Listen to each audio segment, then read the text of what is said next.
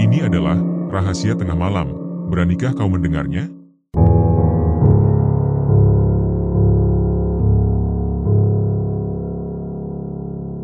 Tono telah 2 tahun lamanya merantau ke Jawa Timur untuk bekerja di sebuah warung makan terkenal. Warung tersebut begitu laris hingga ia belum sempat merasakan jatah libur. Namun, menjelang akhir bulan, saat ada hajatan besar, majikannya memberinya kesempatan untuk pulang. Kesempatan ini dimanfaatkan Tono untuk kembali ke kampung halaman, menemui kedua orang tuanya yang telah berusia 58 tahun. Kedatangannya disambut dengan sukacita oleh keluarganya, dan Tono merasa sangat bersyukur karena bapak dan ibunya masih dalam keadaan sehat.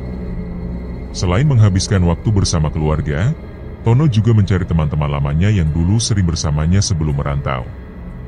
Mereka berlima pernah berikrar untuk bersama-sama meninggalkan kampung halaman demi memperbaiki nasib masing-masing.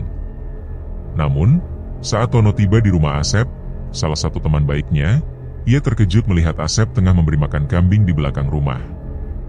Rasa penasaran memenuhi pikirannya, karena setahu Tono, mereka semua berniat merantau. Setelah Tono mendekati Asep, mereka pun saling berbagi cerita. Asep ternyata sudah sempat mencoba peruntungan di perantauan, namun karena pekerjaan yang keras dan upah yang tidak memadai, ia memutuskan untuk pulang. Asep tampak kecewa, meskipun tidak secara langsung mengungkapkannya. Mendengar cerita sahabatnya itu, Tono merasa iba dan teringat bahwa teman baik juragannya sedang mencari pekerja untuk warung mie ayam dan bakso. Tono menyampaikan kabar itu kepada Asep, dan reaksi sahabatnya langsung berubah cerah. Asep dengan senang hati menerima tawaran tersebut, apalagi ia memiliki sedikit pengalaman berjualan mie ayam. Keesokan harinya, Tono datang dengan kabar baik. Juragannya menyetujui Asep untuk bergabung dan bekerja di warung mie ayam dan bakso tersebut. Asep tidak bisa menyembunyikan kebahagiaannya. Ia melonjak kegirangan dan mengungkapkan rasa syukurnya. Setelah mereka selesai berbicara, Tono pun berpamitan untuk menghadiri acara keluarga. Sebelum liburnya usai, Tono dan Asep berencana berangkat bersama menuju tempat kerja baru Asep.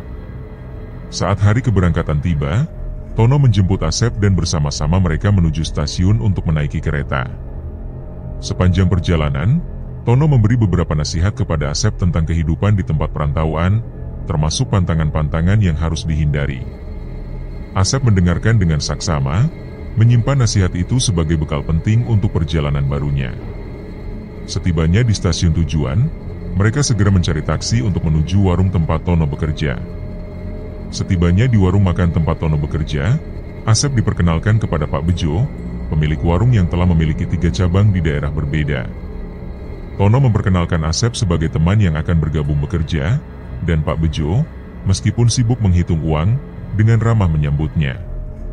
Setelah menunggu Pak Bejo menyelesaikan urusannya, Asep pun ditanya kesiapannya untuk bekerja menjual mie ayam dan bakso, yang langsung dijawab dengan penuh antusias oleh Asep. Pak Bejo kemudian menghubungi rekannya, Pak Surya, yang memiliki warung mie ayam dan bakso, dan setelah percakapan singkat, diputuskan bahwa Asep bisa langsung menuju ke sana untuk bertemu Pak Surya. Setelah keluar dari ruangan Pak Bejo, Tono dan Asep bergegas menuju warung milik Pak Surya. Perjalanan hanya memakan waktu sekitar 15 menit. Saat tiba di sana, warung tersebut belum buka, dan Tono segera mengajak Asep masuk untuk menemui Pak Surya, yang sedang sibuk mengatur persiapan dagangannya. Mereka disambut dengan hangat oleh Pak Surya, yang mengajak mereka berbicara di ruangan yang lebih tenang. Asep yang sedikit gugup memperkenalkan diri, namun setelah bercerita tentang pengalamannya berjualan mie ayam, Pak Surya tampak senang dan langsung menyatakan bahwa Asep sudah memiliki dasar yang kuat, sehingga tidak perlu banyak pengarahan.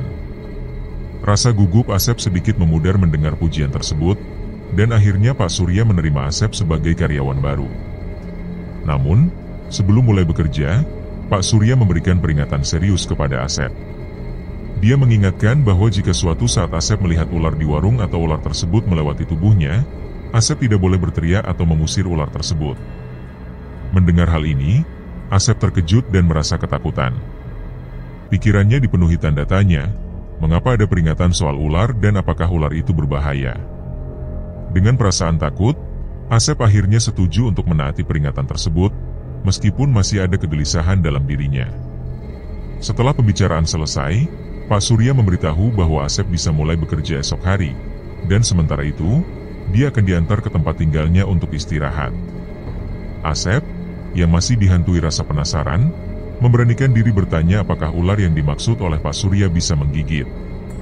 Dengan tenang, Pak Surya menjawab bahwa ular tersebut tidak berbahaya, lalu pergi dari ruangan itu, meninggalkan Asep yang kini merasa sedikit lega meskipun masih menyimpan rasa ingin tahu tentang kehadiran ular di warung itu.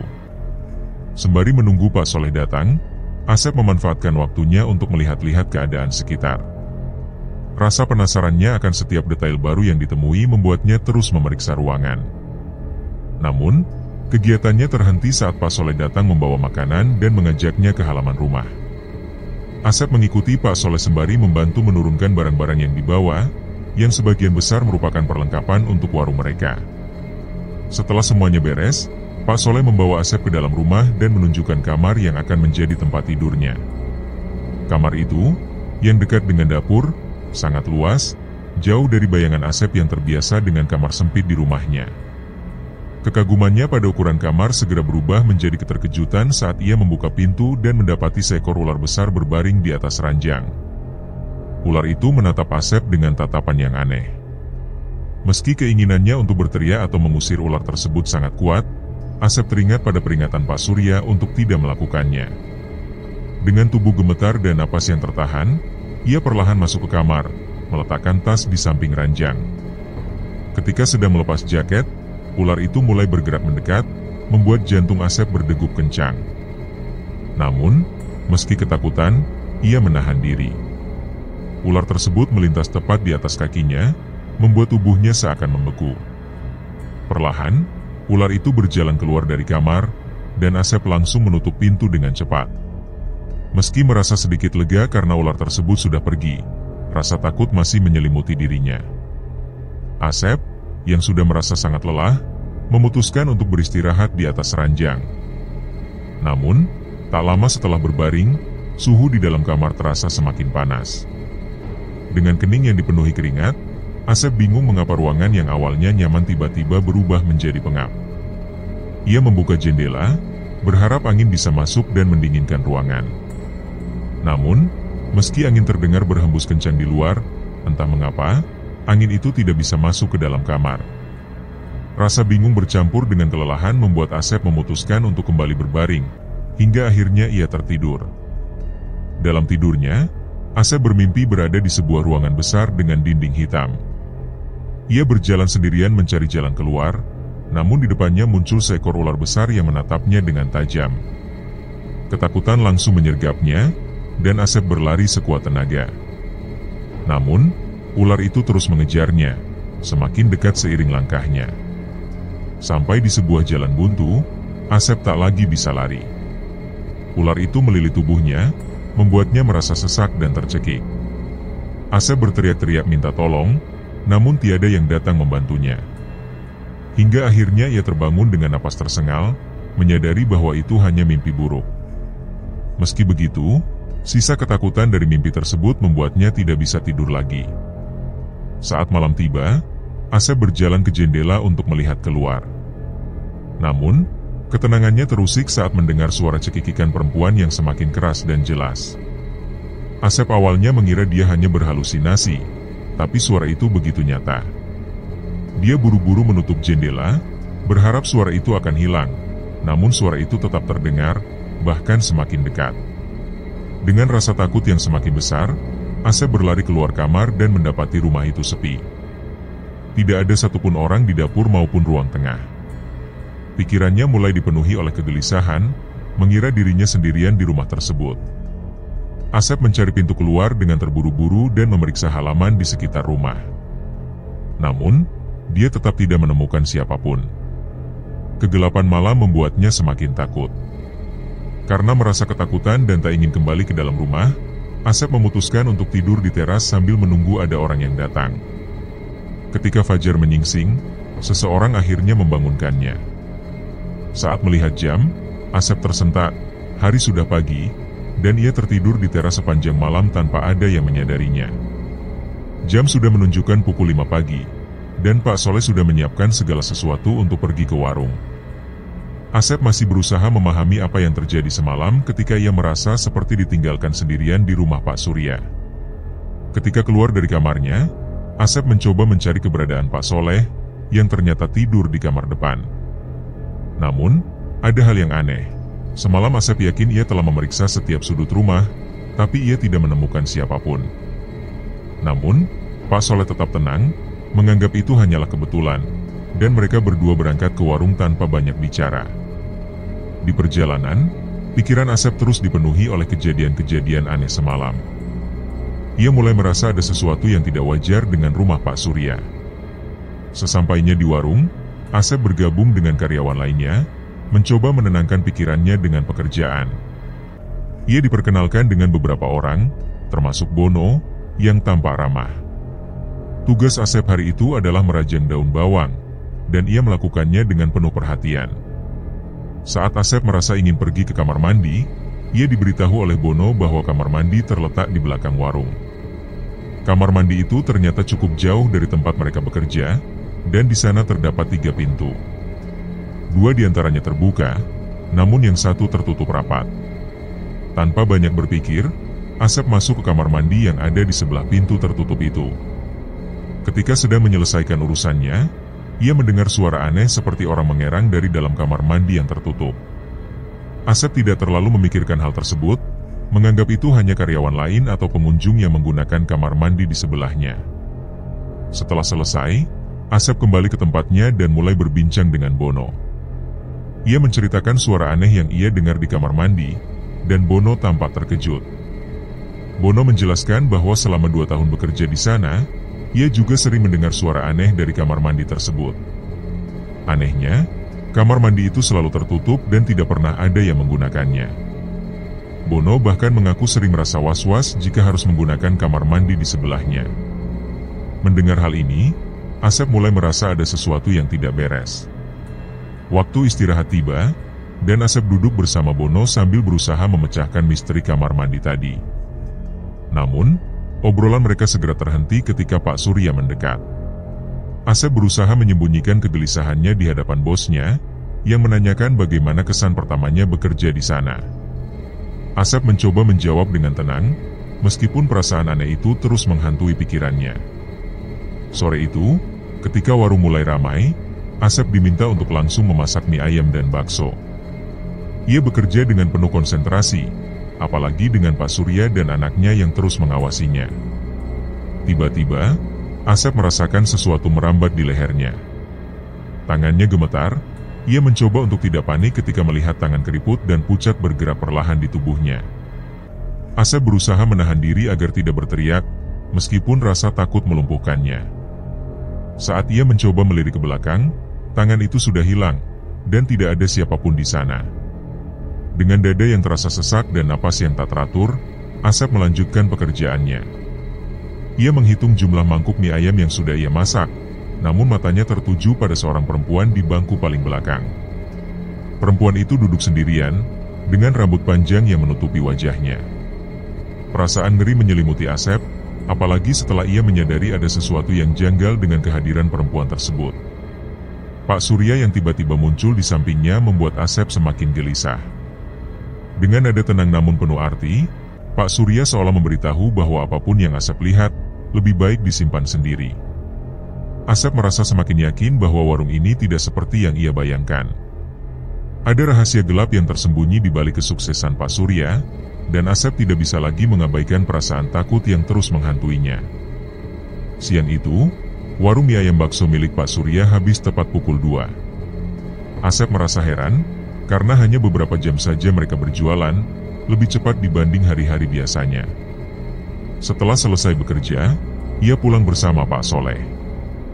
Namun, sesampainya di rumah, Pak Soleh berpamitan untuk kembali ke kampung halamannya, meninggalkan Asep yang kini harus tinggal sendirian. Meskipun Pak Soleh berusaha menenangkannya dengan mengatakan bahwa Pak Surya akan tidur di sana, Asep tetap merasa canggung. Apalagi, Pak Surya tidak ditemani siapapun. Pak Soleh pergi, meninggalkan Asep dengan berbagai perasaan yang bercampur aduk. Malam harinya, apa yang dikatakan oleh Pak Soleh terbukti benar. Pak Surya datang ke rumah membawa 2 ekor kambing yang terlihat besar. Asep diminta membantunya menurunkan kambing itu ke belakang rumah, dan tanpa banyak bertanya, ia menurut. Namun, sepanjang perjalanan menuntun kambing-kambing itu, benaknya terus dipenuhi pertanyaan tentang tujuan hewan-hewan tersebut. Tak lama setelah itu, seorang pria datang bersama Pak Surya. Penampilan pria itu membuat Asep merasa sedikit cemas, seolah-olah ia adalah seorang dukun. Tanpa banyak bicara, pria tersebut langsung menyembelih kedua kambing itu, dan darah mengucur deras dari kerongkongan mereka. Setelah itu, kepala kambing-kambing tersebut dipisahkan dari tubuhnya, dan pria itu memerintahkan Pak Surya untuk menguburnya di bawah pohon beringin besar yang berada di belakang rumah. Asep hanya bisa menyaksikan kejadian tersebut dengan rasa bingung dan sedikit ketakutan. Malam itu, Asep tidak bisa tidur, pikirannya terus diganggu oleh kejadian yang baru saja ia saksikan. Ia mulai mencurigai bahwa Pak Surya melakukan semacam ritual pesugihan. Keesokan harinya, Asep kembali bekerja di warung seperti biasa. Meski pikirannya masih dipenuhi oleh peristiwa semalam, ia tetap bekerja dengan sungguh-sungguh. Pada hari itu, Pak Surya kedatangan seorang sahabat lamanya, Pak Dayat, yang datang bersama putrinya, Jessica. Kecantikan Jessica membuat Asep terpana sejenak, meskipun ia sadar bahwa ia hanya seorang pekerja biasa. Asep melayani mereka dengan penuh keramahan, dan meskipun hanya singgah sebentar, tatapan Jessica yang kadang mencuri pandang membuat Asep merasa sedikit tersanjung. Malam harinya, Asep diajak oleh Pak Surya untuk mengunjungi rumah pria yang menyembelih kambing semalam, yang ia ketahui bernama Mbah Du. Selama berada di rumah Mbah Du, perasaan takut terus menghantui Asep. Tatapan tajam Mbah Du yang seolah tidak menyukai kehadirannya membuat Asep merasa sangat tidak nyaman. Sepanjang percakapan antara Mbah Du dan Pak Surya, Asep hanya bisa menunduk, berusaha untuk tidak menarik perhatian. Perasaan lega baru datang ketika Pak Surya mengajaknya pulang. Namun, sesampainya di rumah, rasa takut itu belum sepenuhnya hilang. Asep tidak bisa tidur, dan ia memutuskan untuk menemui temannya, Tono. Di sana, Asep menceritakan segala kejadian aneh yang ia alami, termasuk ritual kambing yang disaksikannya. Dwi, seorang teman baru yang kebetulan bersama Tono, juga ikut mendengarkan cerita Asep. Mereka terkejut mendengar apa yang terjadi, dan Dwi berpendapat bahwa kemungkinan besar Pak Surya memang menggunakan pesugihan untuk mendukung usahanya. Asep mulai merasa sangat ketakutan. Ia khawatir bahwa dirinya akan dijadikan tumbal dalam ritual-ritual tersebut. Dwi menjelaskan bahwa jika seseorang sudah ditargetkan menjadi tumbal, sulit baginya untuk lolos. Penjelasan itu membuat Asep semakin tertekan. Ia bahkan takut bahwa kehadirannya dalam ritual-ritual tersebut berarti dirinya yang akan menjadi korban. Dalam suasana yang penuh kecemasan, Tono mencoba mencari jalan keluar bagi Asep. Dwi menyarankan agar Asep pergi sejauh mungkin dari tempat itu, bahkan sampai harus pindah ke pulau lain seperti Sumatera, jika memang ingin selamat dari ancaman tersebut. Pikiran Asep semakin kacau. Rasa takut terus menyelimutinya, dan ia merasa tidak ada pilihan lain selain pergi jauh dari sana. Dengan perasaan berat, ia memutuskan untuk mengikuti saran Dwi dan Tono. Malam itu, Asep meminta izin untuk bermalam di rumah Tono, sambil memikirkan rencana untuk pergi meninggalkan tempat yang selama ini telah memberinya banyak rasa takut. Ketika pagi mulai menyapa, Asep merasa gelisah di dalam warung tempatnya bekerja. Panggilan dari Pak Surya di jam-jam yang tak biasa membuat pikirannya dipenuhi rasa cemas. Dia khawatir, jika hari itu adalah waktu yang dia takutkan, eksekusi dari ritual yang kerap membayanginya. Rasa takutnya semakin kuat hingga ia memutuskan untuk izin ke kamar mandi, tetapi niat sebenarnya adalah melarikan diri. Saat keluar dari warung, ia melangkah dengan penuh kewaspadaan, berusaha tak menarik perhatian. Namun, rencana pelariannya tak berjalan mulus. Di jalan raya, Asep berpapasan dengan Pak Dayat. Pak Dayat segera mengenalinya, dan Asep pun tak punya pilihan selain mengiyakan. Dalam hati, ia merasa bingung sekaligus takut, terutama ketika Pak Dayat bertanya mengapa ia terlihat terburu-buru. Untuk menghindari kecurigaan, Asep memberi alasan yang dibuat-buat. Pak Dayat lalu mengajaknya ke dalam, tanpa menunggu jawaban. Setibanya di ruang tamu, Asep terkejut ketika melihat Pak Surya sudah ada di sana. Kebingungan Asep semakin bertambah, tak tahu apa yang sebenarnya terjadi dan mengapa kedua orang itu berkumpul. Ternyata, percakapan mereka mengarah pada hal yang sama sekali tidak ia duga. Pak Surya menjelaskan bahwa Jessica, anak dari Pak Dayat, tertarik pada Asep dan ingin mengajaknya bekerja di tempat mereka. Tak hanya itu, Pak Surya sudah memberi izin agar Asep bekerja di sana. Mendengar kabar tersebut, Asep merasa lega. Seolah-olah batu besar yang menekan dadanya tiba-tiba hilang. Kekhawatiran tentang ritual dan kemungkinan dirinya dijadikan tumbal perlahan menguap. Tawaran dari Pak Dayat bukan hanya menyelamatkannya, tetapi juga memberinya kesempatan mendekati Jessica, perempuan yang telah menarik perhatiannya. Asep tidak menyia-nyiakan kesempatan itu dan segera menerima tawaran tersebut. Dalam hatinya, ia bersyukur atas jalan keluar yang muncul di saat paling kritis. Malam itu, ia menemui Tono dan Dwi untuk berbagi kabar gembira. Keduanya terkejut namun sangat senang mendengar bahwa Asep kini aman dari ancaman yang selama ini mengintainya. Keesokan harinya, Asep dijemput oleh Pak Dayat dan Jessica. Meski masih terasa canggung, Asep mulai terbiasa berada di sekitar Jessica. Rumah baru tempat Asep bekerja terasa lebih nyaman dan jauh dari suasana mencekam seperti rumah Pak Surya. Di sana, ia bekerja dengan lebih tenang, tanpa hal-hal aneh yang pernah ia alami sebelumnya. Hubungannya dengan Jessica pun semakin akrab seiring berjalannya waktu. Pada hari ketiga, Asep dipanggil oleh Pak Dayat. Raut wajah serius Pak Dayat membuat Asep gugup, ia takut melakukan kesalahan tanpa disadarinya. Namun, apa yang disampaikan oleh Pak Dayat jauh dari dugaannya.